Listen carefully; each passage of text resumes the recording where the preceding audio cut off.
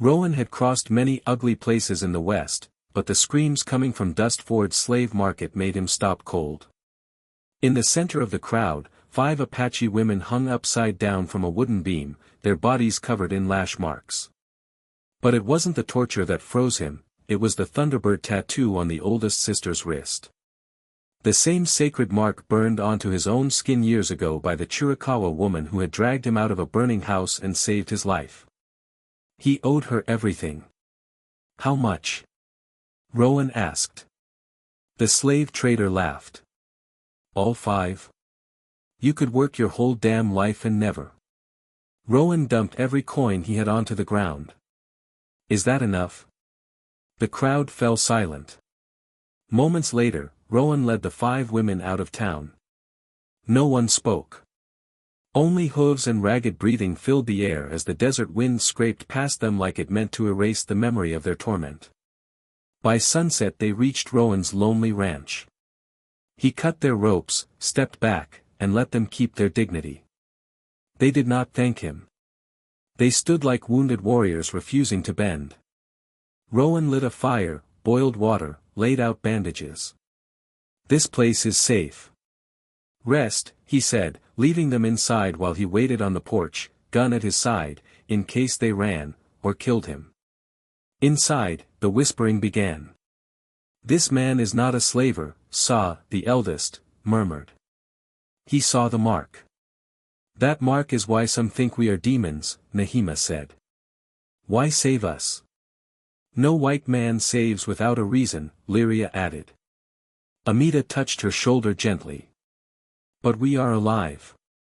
Kia, the youngest, whispered through tears, if we die, who finds our children?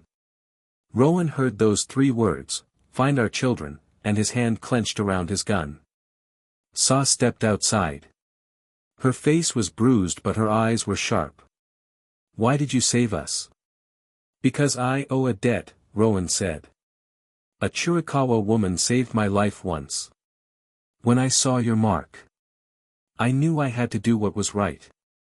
That debt was paid the moment we left Dust Ford, Nehima said. I'm not keeping you here. I just thought you deserved one night without being beaten. Sa hesitated, then gave a small nod. Rowan stayed awake all night. The women didn't sleep either. Dawn came sharp and colorless. We have to go, Sa said when she stepped outside. You're heading into desert territory crawling with slavers, Rowan replied. You won't make it on foot. Lyria crossed her arms. We don't beg. You're wounded, not weak, Rowan said. They took his horses. Rowan followed.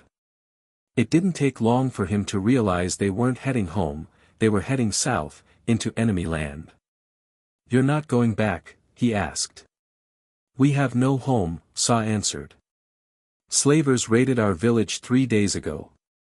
They took the children. 15 of them. Rowan's stomach tightened. Why not ask another tribe? They crossed the border, Amita said. If we don't find them in 7 days, we never will. And the 5 of you plan to walk 200 miles into the desert to search for tracks. 15 children, Sa whispered. 5 of them are ours. Rowan looked at them, beaten, burned, yet unbroken.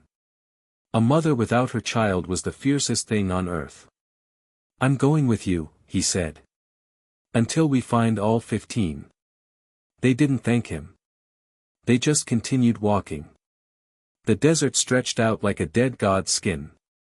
Amita tracked the slavers with uncanny precision, hoof dents, broken twigs, fresh ash, even the faint scent of horse sweat on sand. They're in a hurry, she said. Trying to cross the border.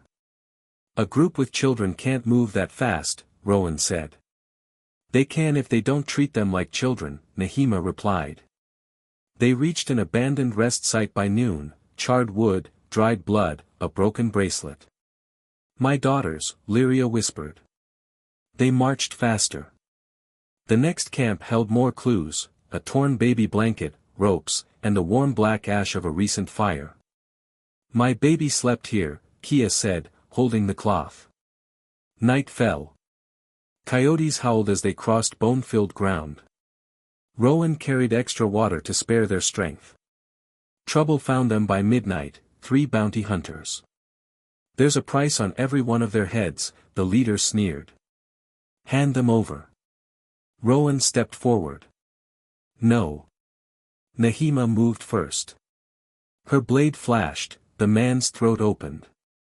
Saw crushed another bounty hunter against the rock. Lyria shot the last through the thigh. We're at war now, Rowan said. No, Saw replied. We've been at war since they took our children. 3 days passed. On the 3rd night, they camped by a narrow canyon, exhaustion hanging over them like smoke. Rowan watched their faces in the fire, mothers breaking quietly from the inside. Something inside him cracked too. He couldn't carry the weight of his secret anymore. Saw, he said, stepping into the firelight. There's something you need to know. All 5 women froze. I was there, Rowan said. The day your village burned. Lyria stood. Nehima reached for her blade. Kia's fists bled. Saw's voice was ice. Go on. When I was young, I rode with mercenaries. I thought we were stopping raiders. But it was a massacre. Elders shot. Homes burned. Children dragged away. I didn't hurt anyone, but I stood there and did nothing. Doing nothing is still a crime, Nehima growled. Yes, Rowan said softly. I know. He rolled up his sleeve, revealing the thunderbird carved into his arm. When I turned against my own men, they beat me and left me in the fire. A Chiricahua woman pulled me out. Maybe your mother. She carved this so I would live. The women stared at the mark, sacred and forbidden. Saw stepped forward, her voice barely a whisper. You didn't die in the fire. So you will live to pay for it. Rowan nodded. Until we find all 15 children. I'm yours. The next morning, they found the tracks of a heavy freight wagon. Blood stained the sand. Children's items littered the ground, a shoe, a doll, a cloth embroidered with Apache patterns.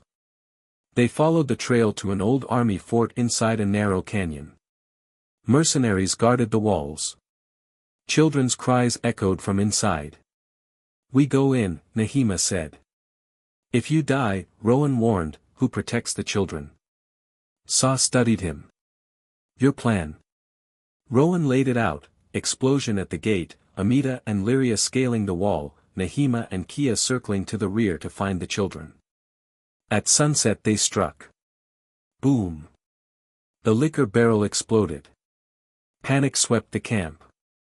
Arrows flew. Knives flashed. Rowan fired shot after shot, each one fueled by guilt and purpose. Nehima and Kia reached the children first, 15 terrified little souls. But as they fled the fort, Rowan heard hoofbeats. Heavy ones. His old unit. The Black Spur. Cashin Briggs, the man who had thrown Rowan into the fire years ago, dismounted, grinning. So you lived, he said. Hand over the women and the brats. Rowan stepped forward. Cashin fired first. Rowan shoved Saw out of the way. The bullet tore into his chest. He collapsed. Saw screamed, cradling him. Rowan gasped, You're alive. That's enough. The Black Spur charged. Saw laid Rowan down gently. The Thunderbird tattoo on her wrist glowed like living fire. Her mother's power. Nehima gasped. Saw, the spirits. But Saw didn't answer. She pressed her hand to Rowan's wound as blue light spread, carried by the wind. And the 5 Apache women, Lyria, Nehima, Amita, Kia, and Saw, rose as one. Not victims. Not slaves. Mothers. Warriors. Storms in human shape. And the reckoning began.